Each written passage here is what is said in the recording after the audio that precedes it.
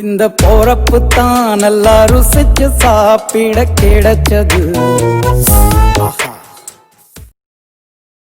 Welcome to Ammuma's kitchen. இன்னைக்கு நம்ம இடியப்பம் கொழுக்கட்டை மாவு மிக்சி ஜார்ல போட்டு எப்படி ஈஸியா வீட்லயே பண்ணலாங்கிறத நம்ம சொல்லியிருக்கோம்.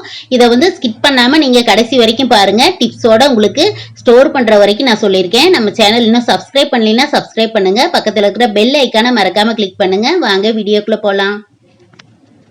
இன்னைக்கு நம்ம வீட்லயே கொழுக்கட்டைக்கு சாஃப்டான மாவு எப்படி ரெடி பண்றது அப்படின்னு பார்க்கலாம். அதுக்கு வந்து நான் 4 டம்ளர் பச்சரிசி எடுக்கிறேன். இதே நீங்கள் எதில் எடுத்தாலும் ஒரே டம்ளர்லையோ கப்லையோ எடுத்துக்கோங்க. 4 டம்ளர் பச்சரிசி முதல்ல சேர்த்துக்கலாம். இது வந்து நம்ம ரேஷனில் வாங்கின பச்சரிசி தான், நல்லா சூப்பராக இருக்குது. நான் சுத்தம் பண்ணிட்டு வச்சுருக்கேன். இப்போ முதல்ல பச்சரிசியை நல்லா சேர்த்துக்கலாம். 2 3 4 டம்ளர் நான் பச்சரிசி போட்டிருக்கேன். புழுங்கல் அரிசி 1 டம்ளர் எடுத்திருக்கேன். இது வந்து இட்லி புழுங்கல் அரிசி. இது மாதிரி எடுத்துக்கிட்டிங்கன்னா நல்லாயிருக்கும். 1 டம்ளர் இந்த இதையும் சேர்த்துக்கலாம். சேர்த்துட்டு இது ரெண்டையும் நல்லா நான் கழுவிட்டு வந்துட்டு ஊற வைக்கிறதுக்கு தண்ணி பிடிச்சிட்டு வரேன். இப்போ ஒரு 4 தடவை நான் நல்லா களைஞ்சிட்டு தண்ணி ஊற்றி வச்சுருக்கிறேன். இது நல்லா 2 மணி நேரம் ஊறட்டும். அப்புறமா நம்ம மாவு எப்படி செய்கிறதுன்னு பார்க்கலாம்.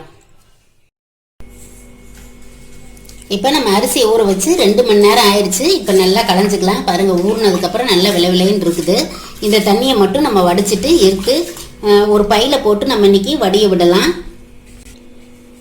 இப்போ இந்த மாதிரி ஒரு பை எடுத்திருக்கேன். பையில் வந்து நம்ம ஜல்லடையில் என்னதான் வடித்தாலும் அரிசி பெரிய இதுக்கெல்லாம் இருந்ததுன்னா அரிசி விழுந்துடும். இப்போ வந்து இது மாதிரி காட்டன் பையில் நம்ம போட்டோம்னா தண்ணி சுத்தமாக வடிஞ்சிரும். போட்டுட்டு ஒரு 10 நிமிஷம் அந்த பையை அப்படியே மாட்டி விட்டுடலாம். நல்லா வடிஞ்சிரும். இப்போ இந்த மாதிரி பையில் வந்து நான் தொங்க விட்டுருக்கேன். ஒரு 10 நிமிஷம் இருந்துச்சுன்னா எல்லா தண்ணியும் வடிஞ்சிரும். அப்புறமா நம்ம ஒரு வெள்ளை வேஷ்டி விரித்து அதில் நம்ம ஒரு 20 நிமிஷத்துக்கு ஃபேன் கடியில் போட்டு எடுத்துடலாம். இப்போ ஒரு 10 நிமிஷம் ஆயிடுச்சு. தண்ணி எல்லாம் சுத்தமாக வடிஞ்சிருச்சு. இப்போ வந்து ஒரு வெள்ளை துணி விரிச்சிருக்கேன், அதில் போட்டுக்கலாம். இப்போ இது மாதிரி வெள்ளை வேஷ்டி விரிச்சிருக்கேன். அதில் அப்படியே நம்ம பரவலாக போட்டுட்டு ஃபேன் காற்றுல ஒரு 20 நிமிஷம் இருந்ததுன்னா நமக்கு இந்த அரிசி நல்லா உணர்ந்துடும். மிக்சியில் போட்டு அரைக்கிற அளவுக்கு உணர்ந்துடும். அரிசியை நல்லா பரவலாக போட்டாச்சு. ஃபேன் கடியில் போட்டிருக்கேன். ஒரு 20 நிமிஷம் இருக்கட்டும். அப்புறமா நம்ம எடுத்து நல்லா அரைச்சிடலாம். நல்லா உணர்ந்துருச்சு. இப்போ எடுத்துக்கலாம். நம்ம அரிசி வந்து சுத்தமாக ரொம்ப ட்ரையாக காஞ்சிடக்கூடாது. ஓரளவுக்கு ஈரம் இருக்கணும். நம்ம பிடிச்சோம்னா இப்படி கையில் ஒட்டும், உதறினா விழுந்துடும். இப்படி இருக்கணும். இப்படி இருக்கும்போது அரைக்கிறது தான் கரெக்டாக இருக்கும். இப்போ நம்ம மிக்சி ஜாரும் நல்லா காஞ்சு ட்ரையாக இருக்கணும். மிக்சி ஜாரும் நல்லா காஞ்சு ட்ரையாக இருக்கணும். இப்போ அரிசி அள்ளி ஒரு 3 போர்ஷனாக போட்டு அரைச்சிக்கலாம். நம்ம 1 கிலோ போட்டிருக்கோம், அதனால வந்து 3 போர்ஷனாக போட்டு அரைச்சி எடுத்துடலாம். ஒரு அரை ஜாருக்கும் கம்மியாக தான் நம்ம போடணும். அப்போ தான் பவுடர் ஆகும். ஓரத்துல எல்லாம் ஒட்டிக்கும். நம்ம தள்ளி தள்ளி விட்டு அரைக்கணும். இப்போ எல்லா மாவையும் போட்டு எடுத்தாச்சு. இந்த மாதிரி நான் போட்டு எடுத்துருக்கிறேன். இதை வந்து நம்ம சல்லடையில் போட்டு சளிச்சுக்கணும். நான் 4 தடவையாக போட்டேன். உங்கள் மிக்சி எந்த அளவுக்கு அரைக்குதோ அந்த மாதிரி நீங்கள் போட்டுக்குங்க. 3 தடவையாக போடும்போது கொஞ்சம் கஷ்டமாக இருந்துச்சு. அதனால் நான் 4 டைமாக போட்டு பிரித்து அரைச்சிட்டேன். நல்லா நைஸாக அரைச்சிருக்கு. நம்ம இன்னும் வந்து பாருங்க, மாவு நல்லா குழுன்னு இருக்குது. ரொம்ப ஹீட் ஆகாமல் அரைங்க. கொஞ்சம் நிறுத்திட்டு அரைங்க. 1 கிலோ வரைக்கும் வீட்டில் அரைச்சிக்கலாம். அதுக்கு அதிகமாக செய்கிறதா இருந்தால் நீங்கள் மிஷினில் கொடுத்து ஈர அரிசி அரைக்கிற மிஷினில் கொடுத்து அரைச்சி வச்சுக்கலாம். இதை வந்து நம்ம சளிச்சு காமிக்கிறேன். சளிச்சிட்டு எப்படி வந்து ஸ்டோர் பண்ணுறதுன்னு பண்ணி காமிக்கிறேன். இப்போ நைஸான இந்த சல்லடையில் நைஸாக இருக்கும். இந்த மாதிரி பெருசாக இருக்கிறத போட வேண்டாம். நைஸாக இருக்கிறத போட்டுட்டு நீங்கள் நம்ம சளிச்சிக்கலாம். கொஞ்சம் கொஞ்சமாக எடுத்து போட்டு சளிச்சிடலாம்.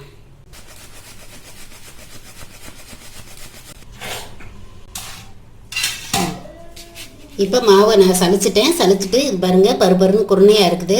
ரவை மாதிரி இருக்குது. இதை வந்து தனியாக ஒரு தட்டில் போட்டுக்கலாம். இன்னும் மிக்சியில் அதை போட்டுட்டு அரைச்சிட்டு அதை சளிச்சிக்கலாம். அடுத்ததை போட்டுக்கலாம். இதே மாதிரி எல்லாத்தையும் சளிச்சிடலாம்.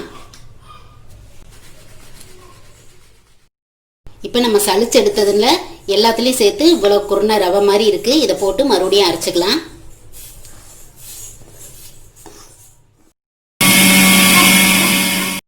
இப்போ அந்த குருணையும் போட்டு நம்ம அரைச்சிட்டோம். அதையும் சளிச்சுக்கலாம்.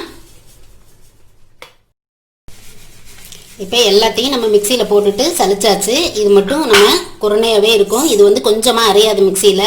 அதனால நம்ம மாவுக்கு இது அரைக்கும் போது இதை யூஸ் பண்ணிக்கலாம். இல்லை அரிசி உப்புமா பண்ணும்போது கூட இதை யூஸ் பண்ணிக்கலாம். அவ்வளோதான், நம்ம எல்லா மாவையும் சளிச்சு எடுத்தாச்சு. நம்ம மாவு எல்லாத்தையும் சளிச்சு எடுத்துட்டோம். பாருங்க மாவு நல்லா குளுமையாக இருக்குது, நல்லா சாஃப்டாக இருக்குது. நம்ம 2 மணி நேரத்துக்கு மேலே ஊற வச்சுருக்கோம், 2-2.5 மணி நேரம் இன்றைக்கி ஊற வச்சுருக்கோம். மாவு நல்லா அரைச்சி எடுத்ததுக்கப்புறம் நல்லா கூலிங்காக இருக்குது. நம்ம வீட்டில் செஞ்ச மாவு நல்லாயிருக்கும், கடையில் வாங்கினது கொஞ்சம் வரவரப்பாக இருக்கும். அதுக்கு தகுந்த மாதிரி நம்ம தண்ணி வச்சுக்கணும். கடையில் வாங்கியும் செய்யலாம், அதுவும் நான் எப்படி செய்கிறதுன்னு உங்களுக்கு பண்ணி காமிக்கிறேன். இப்போ மாவை வறுத்து எடுக்கணும். இந்த மாவை வந்து நம்ம வறுத்து எடுத்து வச்சோம்னா தான் ஸ்டோர் பண்ண முடியும். அதுக்காக வந்து நான் ஒரு இரும்பு கடாய் வச்சுருக்கேன். இந்த மாதிரி இரும்பு கடாய் இருந்ததுன்னா வச்சுக்கோங்க, இல்லைன்னா நல்ல அடிக்கனமான கடாய் ஏதாவது வச்சு நீங்கள் வறுக்க ஆரம்பிங்க. கடாய் நல்லா சூடாக இருக்குது. இப்போ மாவை நம்ம சேர்த்துக்கலாம். இந்த ஈரமான மாவை நம்ம அப்படியே ஸ்டோர் பண்ண முடியாது, இது மாதிரி வறுக்கணும், இல்லையா நம்ம ஆவியில் வேக வைக்கணும். இப்போ இன்னைக்கு நான் வந்து வறுத்து காமிக்கிறேன் உங்களுக்கு. இப்போ மாவை வந்து நம்ம ரெடி பண்ண உடனேயும் யூஸ் பண்ணாலும் நம்ம வறுத்து தான் யூஸ் பண்ணணும், அப்போ தான் நல்ல வாசனையாக இருக்கும். இப்போ வந்து கைவிடாமல் வறுக்கணும், இலையில இல்லைன்னா செவந்துடும். நல்லா கைவிடாமல் வறுத்துக்கணும். மாவு கலர் மாறக்கூடாது, ஆனால் வந்து நல்லா ட்ரை ஆகிடணும். அந்த அளவுக்கு நம்ம வறுத்துக்கலாம். இப்போ மாவு நல்லா வறுபட்டுருச்சு. இங்கே பாருங்கள், இப்போ இப்படி வறுக்கும்போது நம்ம தள்ளும்போது அப்படியே வந்துடும், திரும்ப வரும். அது மாதிரி வர்ற அளவுக்கு நம்ம வறுத்துக்கணும். இப்போ வறுபட்ட மாவை நம்ம எடுத்து கொட்டிக்கலாம். நல்லா ஆறணும், இது ஒரு தட்டில் கொட்டிக்கலாம். இப்போ இதை நம்ம கொட்டிடலாம். கொட்டிட்டு இன்னொரு தடவை இதை சலிக்கணும். அடுத்தது போட்டு நம்ம வறுத்துக்கலாம். இப்போ அடுத்த பேட்ச் போட்டுக்கலாம்.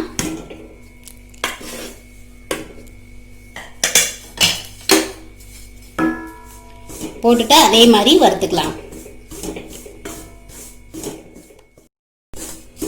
இப்போ அடுத்த பேட்சும் நம்ம வறுத்தாச்சு.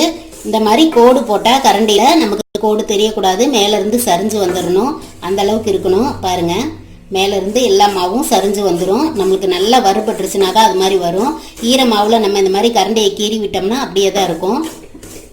இப்போ இதுவும் ரெடி ஆயிடுச்சு. இன்னும் அடுத்த பேட்ச் இன்னும் ஒன்று இருக்குது, அதையும் வறுத்துக்கலாம். எடுத்துட்டு கட்.